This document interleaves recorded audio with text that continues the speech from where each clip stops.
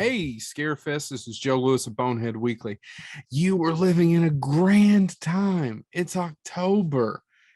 It's starting to turn chilly. The leaves are falling, and horror movies abound on all the streaming services.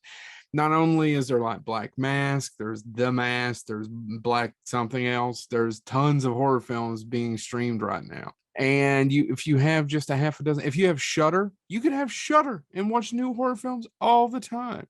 There's so many horror films I could review on this show. And I'm actually going to take the time to talk about something that's 26 years old, 27 actually, 26. I can't do math. Anyway, today I want to talk to you because we did a episode on Bonehead Weekly about horror films that use mechanical monsters, whether that be like robots or something like that.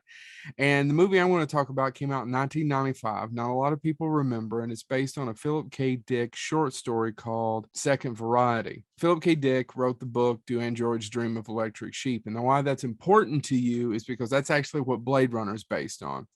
I'm a big Philip Dick fan, which is just a funny sentence to say. This movie came and went, fairly low budget, starred Peter Weller and Jennifer Rubin, and it's called Screamers. And it came up when we were talking about this, and I forget. I think it's one of those forgotten. I don't want to say classic because a lot of the special effects still don't hold up. It was low budget at the time, but it's one of those movies I love, and it's held together by a really good script and Peter Weller, who Peter Weller is actually a fantastic actor. We just think of him as RoboCop, but he's in so many. He just raises the bar on so many movies just because he's in them. Screamers is about a futuristic planet. We're in the future, and these two mining corporations or whatnot are fighting over the over rights. They develop these machines that can imitate people, and when they come out of the ground they have blades on them and they track people down, and they're called screamers, and you have to put something to stop your heart, wear something that you don't they can hear your heartbeat, and they're trained or they're built to continuously upgrade themselves. Well, they upgrade, they keep upgrading, and oh, you're going to find so many upgrades as you watch this movie. Screamers, like I said, came and went, but Screamers came out in 1995. I would have been I'm not going to tell my age, but I loved it then and I still love it now. Upon rewatching it, yeah, like I said, some of the effects don't hold up, but it's on Shutter. It's streaming.